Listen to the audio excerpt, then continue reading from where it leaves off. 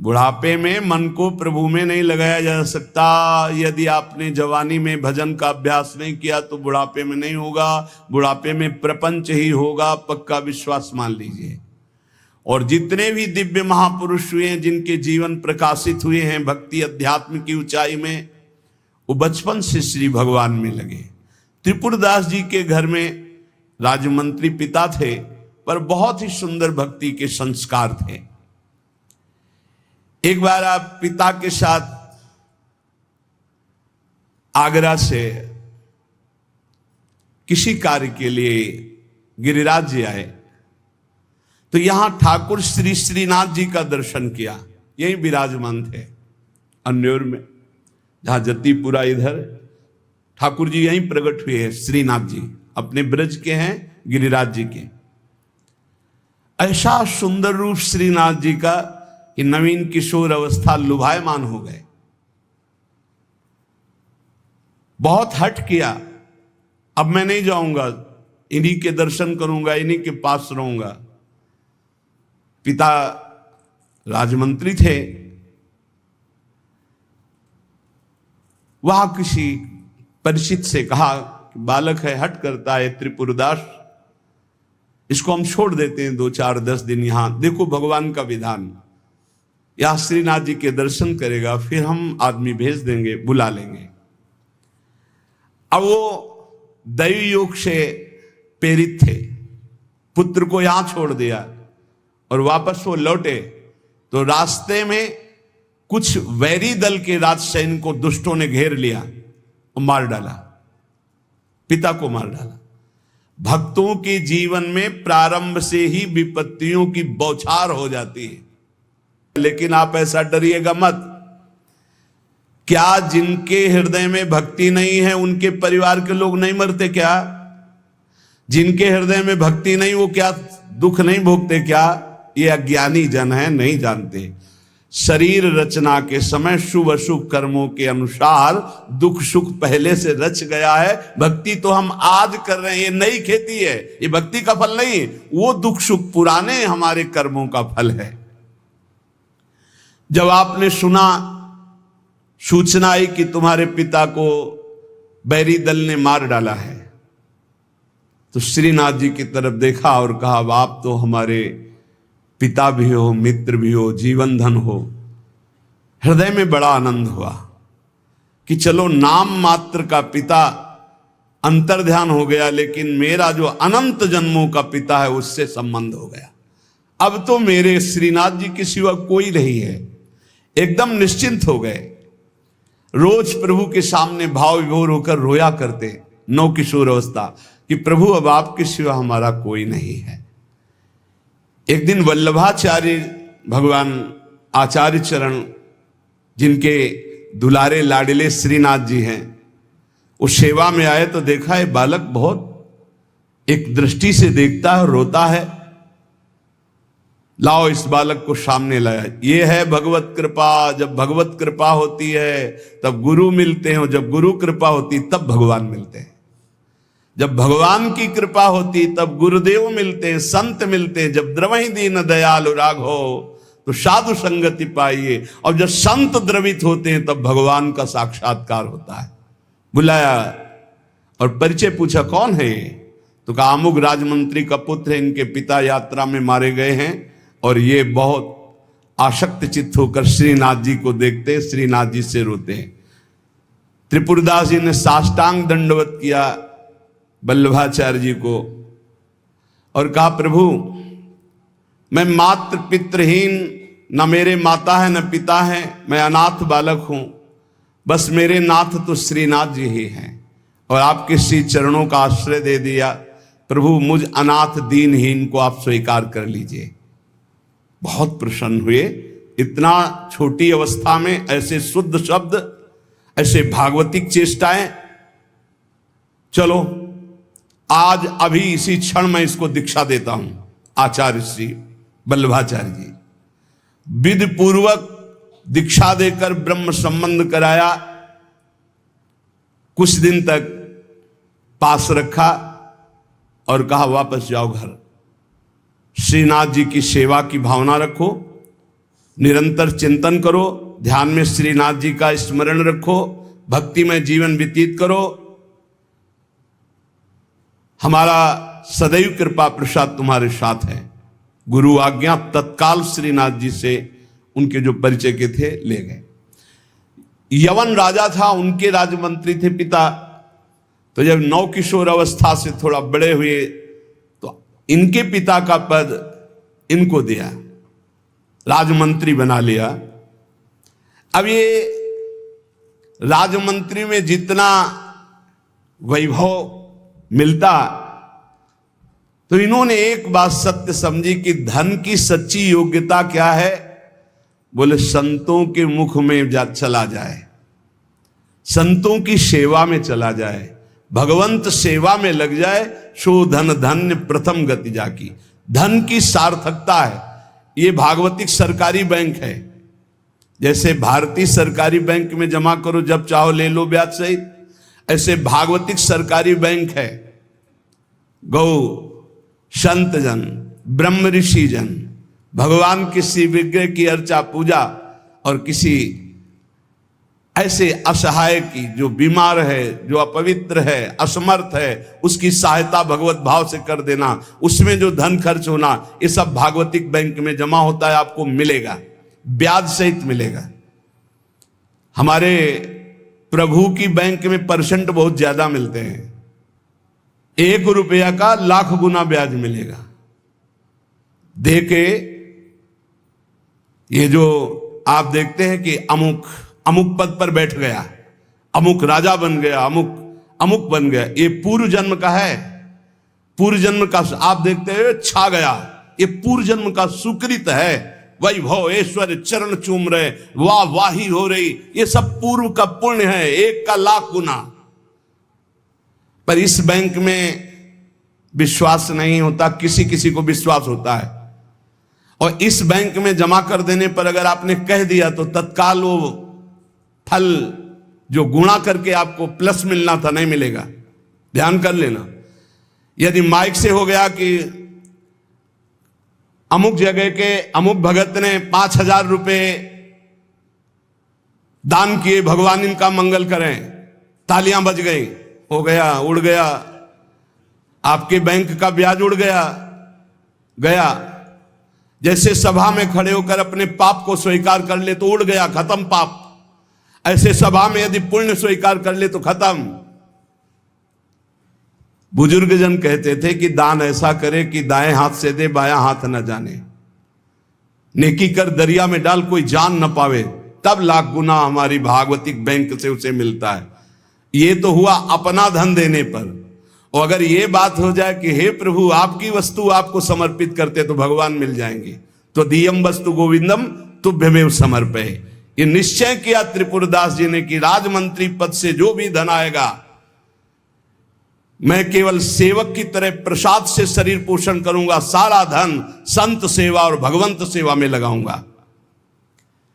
उस श्रीनाथ जी के लिए नियम लिया, प्रतिज्ञा ली कि हर साल सर्दी में दगला बनवा कर भेजेंगे, रत्नों से हीरो से जटित बढ़िया पोशाक सर्दी की, सुनहरे गोटे, सुंदर सुंदर रत्न जटित।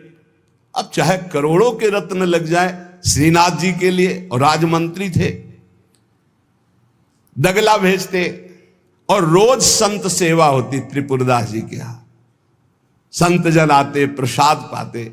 धन की यही सार्थकता है।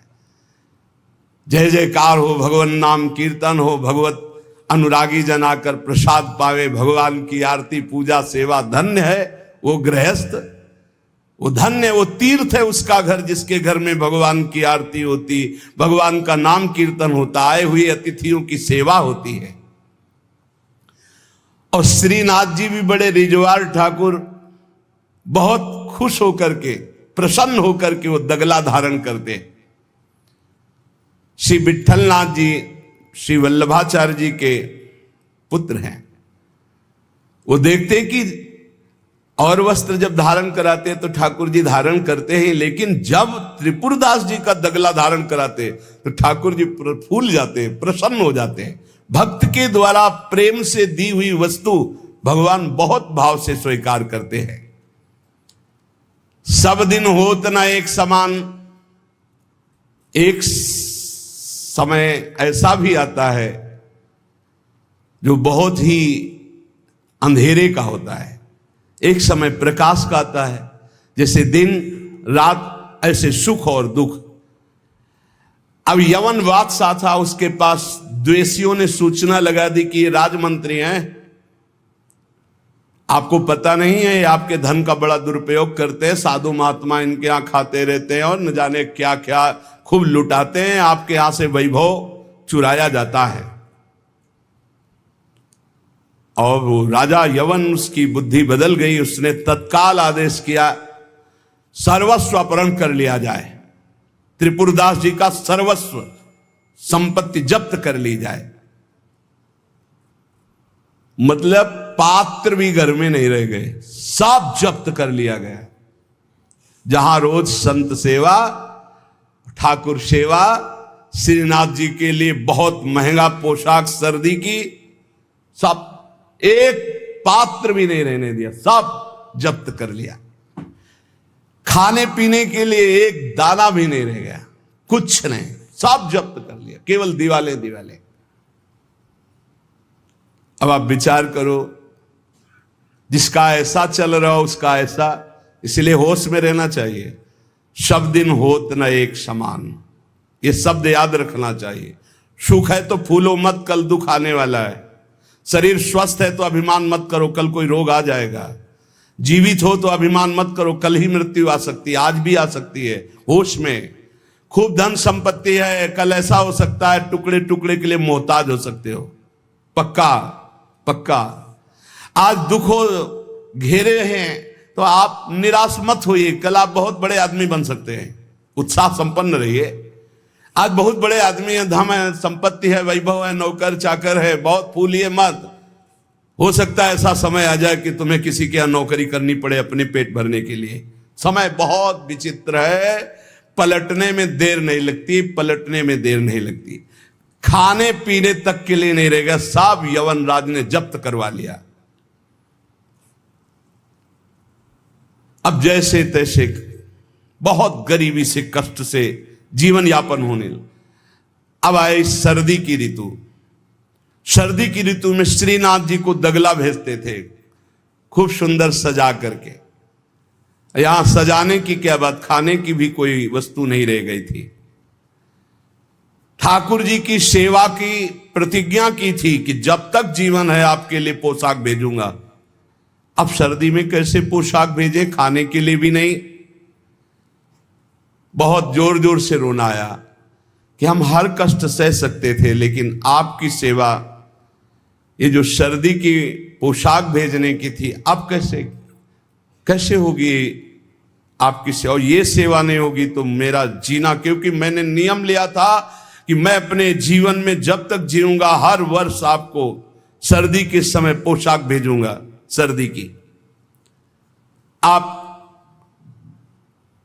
ठाकुर जी से विनय करने लगे कि मैं सब कष्ट सह सकता हूं, आपकी सेवा छोड़कर नहीं। इतने में देखा, दृष्टि गई तो एक ऊपर दावात रखी थी।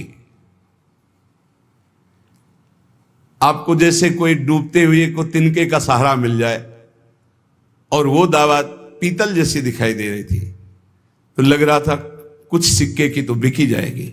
दावत ली, बाजार में बेचने के लिए गए कि अगर ये बिक जाएगी तो थोड़ा भी कपड़ा मिल जाएगा तो नियम की तो पूर्ति हो जाएगी। अब त्रिपुरदास जी बाजार गए तो बेच के बाजार यो रुपया एक पायो, ताको ल्यायो मोटो थान मात्र रंग लाल गाइए।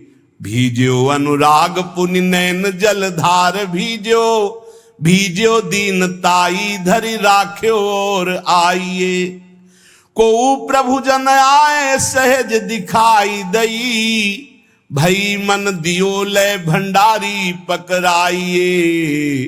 काहू दास दासी के ना काम को पे जाऊं लेके, बिनती हमारी जो गुसाई ना सुनाइए। त्रिपुरदास जी को दावत दिखाई दी, जो पीतल की सी दिखाई दे रही थी, उठाई बाजार ले गए तो उस समय उन्हें 100 पैसे मिले, 1 रुपया। 1 रुपया कपड़े की दुकान में गए, मोटी मार्किन को। अब जहां इतना कीमती वस्त्र, सोने के गोटे, हीरे लगाकर सुंदर ऐसी पोशाक भेजते थे, वहां आज स्थिति की मार्किन कैसे ठाकुर जी को भेजे?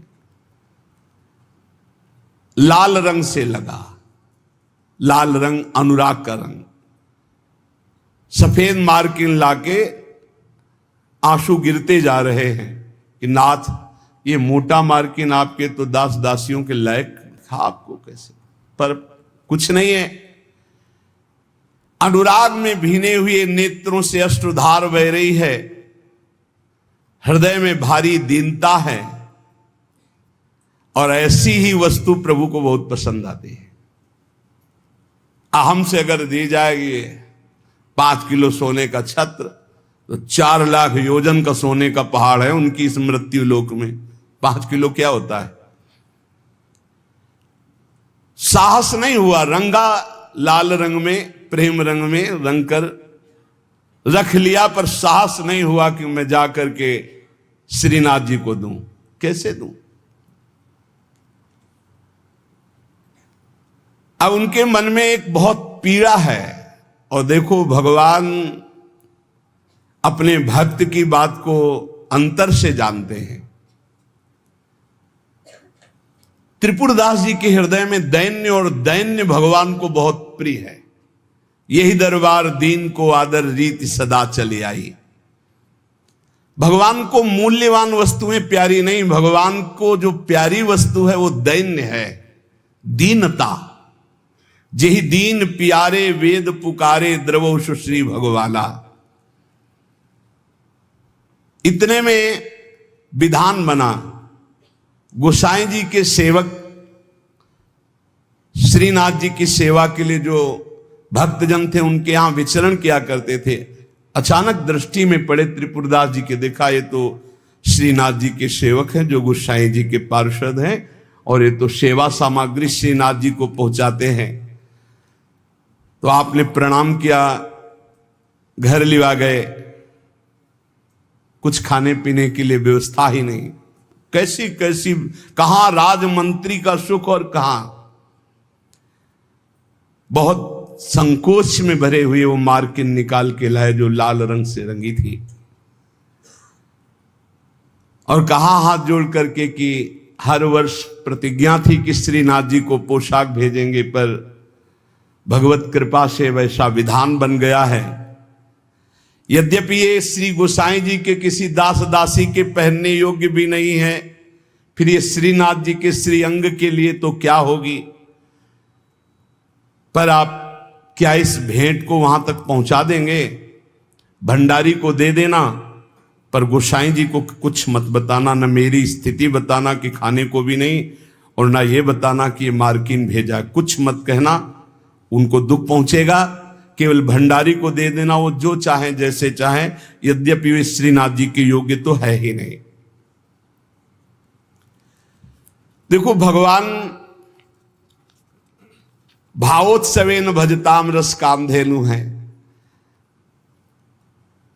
बड़ा हृदय में सुख हो रहा है उस वस्त्र को लेकर। वो जो भगवत पार्षद है, आज तक उनको ऐसी भेंट, इतनी इतनी भेंट मिलती थी श्रीनाथ जी के पास ले जाने के लिए, लेकिन ऐसा सुख नहीं होता था जैसा त्रिपुरदास जी ने रो करके जब मार्किन दी लाल रंग से रंग के, उनको एक अपार सुख हो रहा है। और दियो ले भंडारी कर राखे धरी पटवा पे, निपट स्नेही नाथ बोले अकुलाय के, भय हैं जड़ाए को बेगी ही उपाय करो, विविध ओढ़ाए अंग बसन सुहाय के।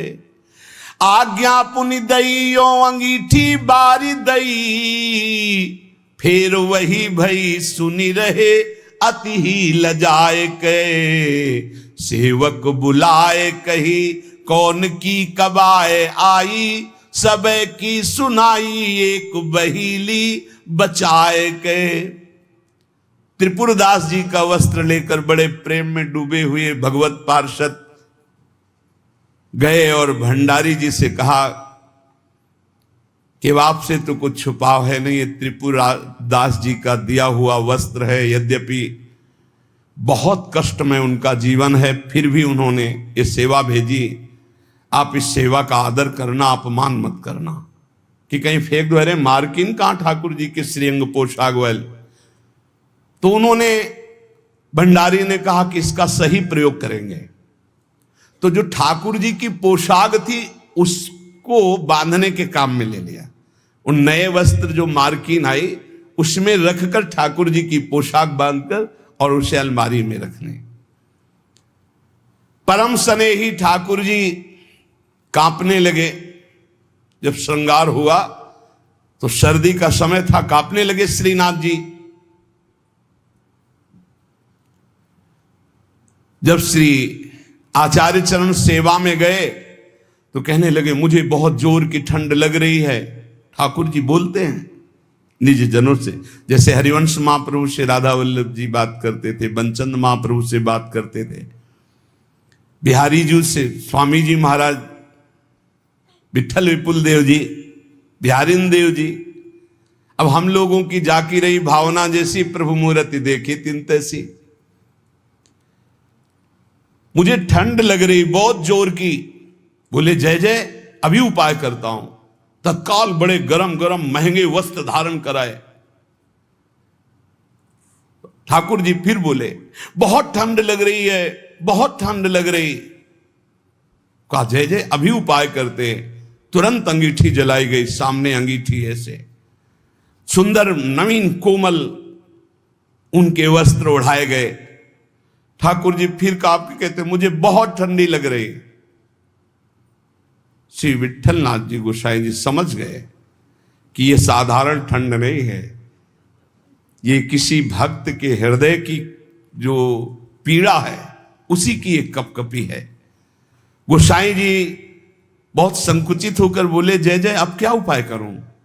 आपको सुंदर सुंदर दगला पहना दिया, सुंदर गरम वस्त्र उड़ा दिए, अंगीठी आपके साथ, फिर भी आप कह रहे हैं आपको ठंड लग रही। एकदम ध्यान गया।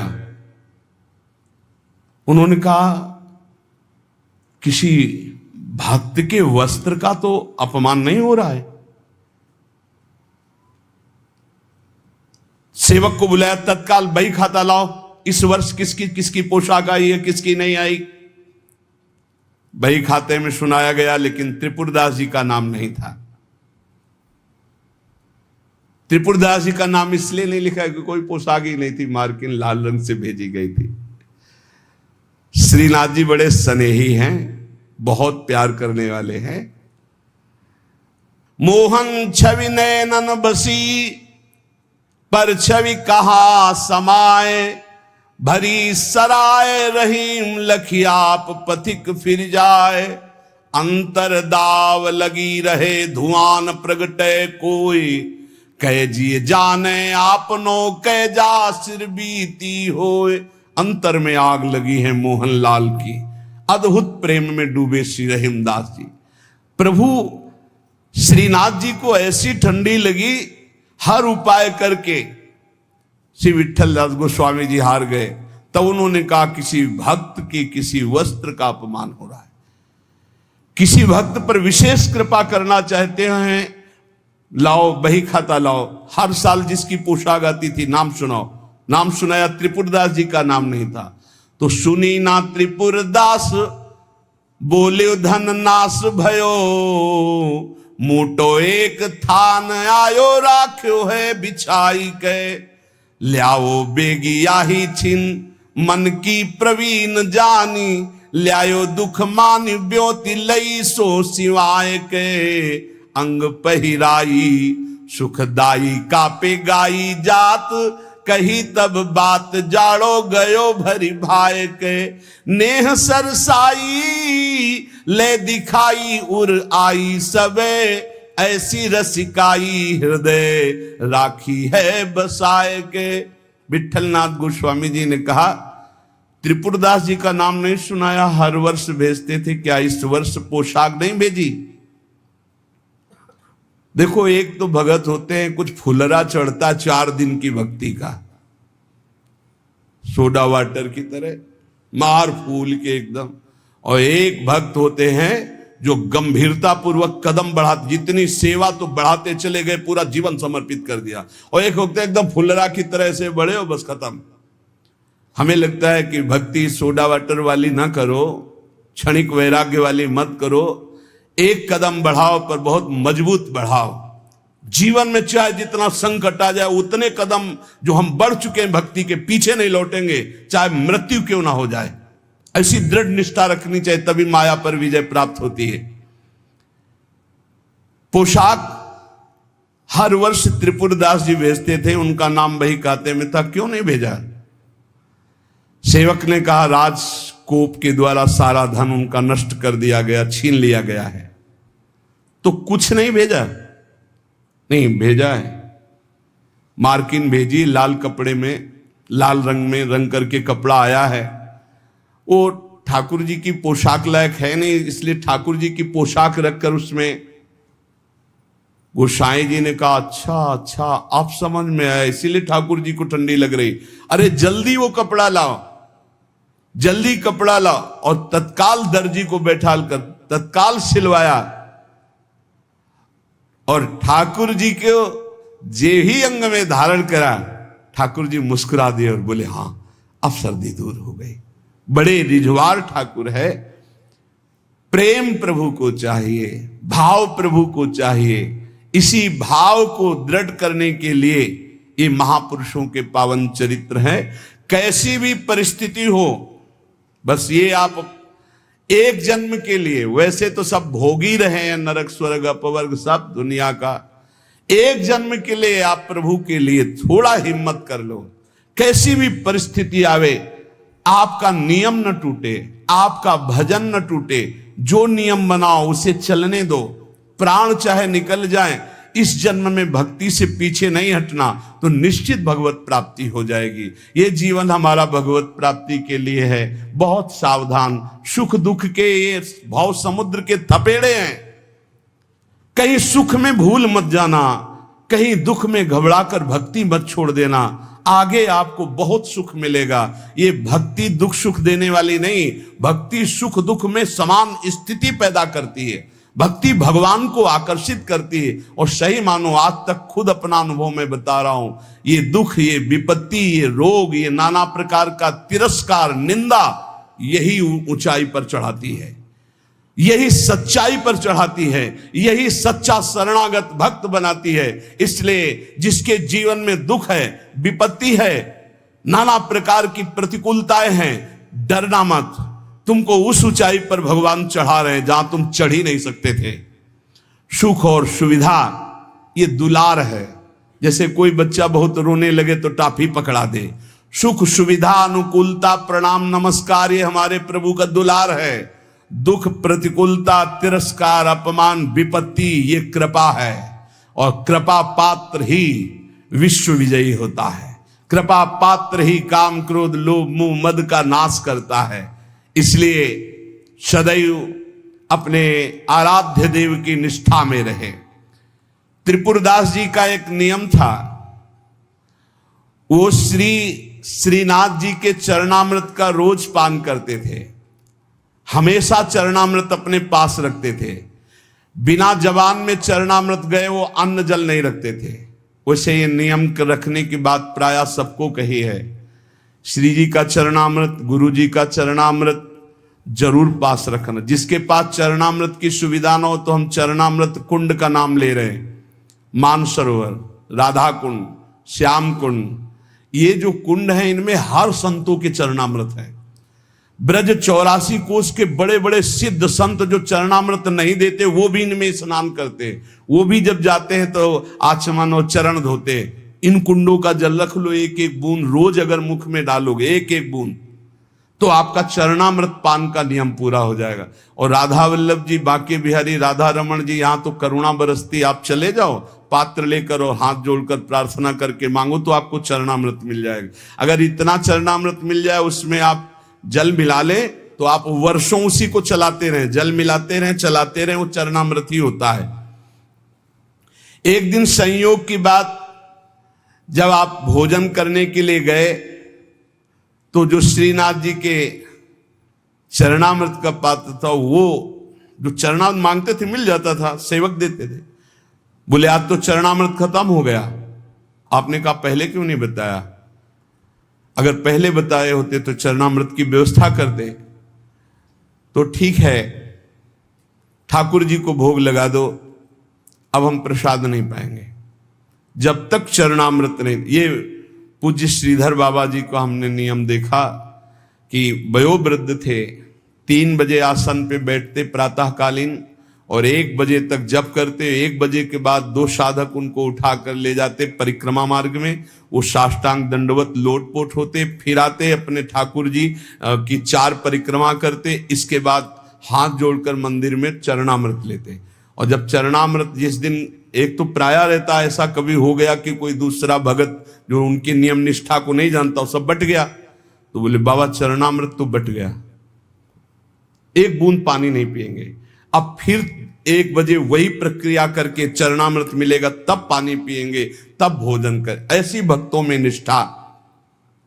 तो उन्होंने कहा मैं दरबार जा रहा हूं, तुम लोग श्री ठाकुर जी को भोग लगाकर प्रसाद पा लेना, अब मेरी प्रतीक्षा मत करना, क्योंकि जब तक चरणामृत नहीं तो मैं ठाकुर जी का प्रसाद भी नहीं पाऊंगा। मन में निश्चय किया कि यदि चरणामृत श्रीनाथ जी का नहीं मिला तो चाहे प्राण निकल जाए, कभी कुछ जबान पे नहीं रखूंगा।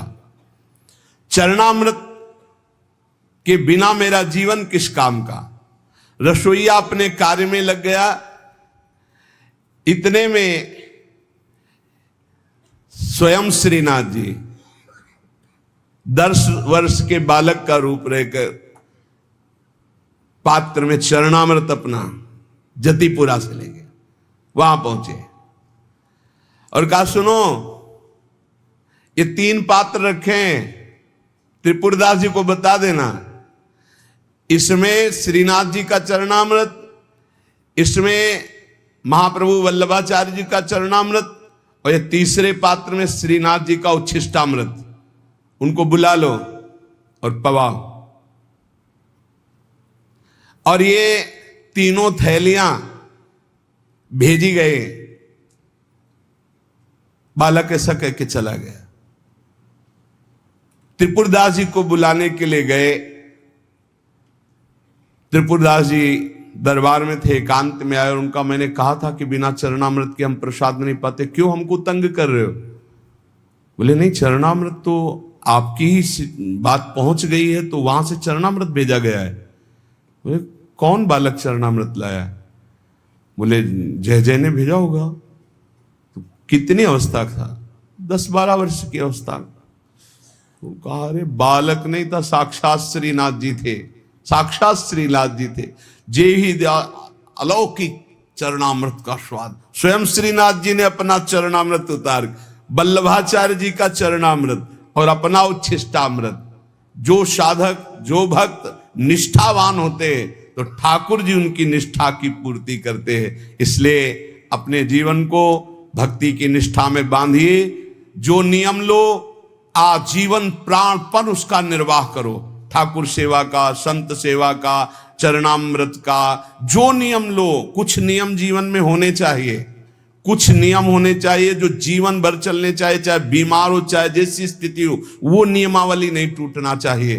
उन नियमावली से ही भगवान रीझ जाएंगे। नेम से ही प्रेम होता है और फिर प्रेम में कोई नेम नहीं रहता।